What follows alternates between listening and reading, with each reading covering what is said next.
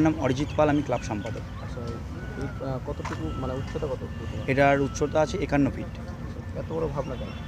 দেখুন, প্রথমত এত বড় ভাবনা বলতে গেলে আমাদের পুরনো যে হচ্ছে রানাঘাট কামালপুর, সেখান থেকে আমরা ভেবেছি ভাবনাটা যে ওনারা একটা বড় দুর্গ উপহার দিতে চেয়েছিলেন, যদিও বিভিন্ন প্রশাসনের কারণে ওনারা পারমিশন পায়নি বলে দিতে পারেনি। তো সেইখান থেকে আমাদের একটা চিন্তা ভাবনা যে মানুষের জন্য যদি আমরা একটা বড় সরস্বতী মানুষকে উপহার দিতে পারি তো কেমন হয়, সেইখান থেকেই। সবথেকে বড় অবশ্যই আমরা তো এটা নদীয়ান, আমরা বাংলার মধ্যে দাবি করে বলতে পারি যে এটা বাংলার বৃহত্তম সরস্বতী বন্দনা।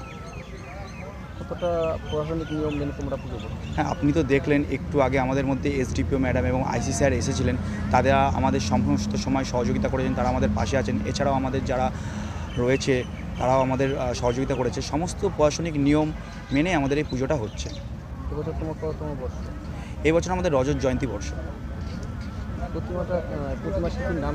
আমাদের প্রতিমা শিল্পীর নাম হচ্ছে সুজয় বিশ্বাস। সে কি এরকম বড় প্রতিমা করেছেন? দেখুন, তিনি তো একটা বড় প্রতিমা করতে গিয়ে করেননি, মানে মেনলি আমরা রানাঘাট কামালপুরের যে শিল্পীরা ছিল তাদের কাছ থেকে আমরা এই প্রতিমাটা সেই শিল্পী দিয়ে আমরা বানিয়েছি। এই পুজোকে ঘিরে কী থাকছে অনুষ্ঠান?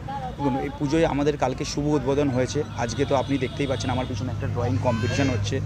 কালকে রয়েছে কিছু সাংস্কৃতিক অনুষ্ঠান এবং 6 তারিখ পর্যন্ত প্রত্যেক দিনই সন্ধ্যাবেলায় আমাদের বিভিন্ন বিচিত্রের অনুষ্ঠান থাকবে মানুষের জন্য।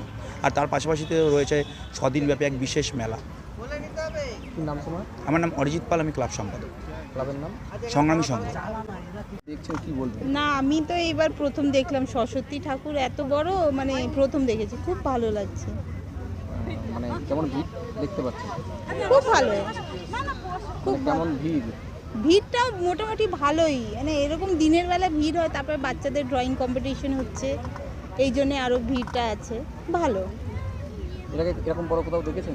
না না, আমি প্রথমই দেখলাম এই এত বড় প্রতিমা। কী নাম আপনার? আমার নাম পুনম মণ্ডল।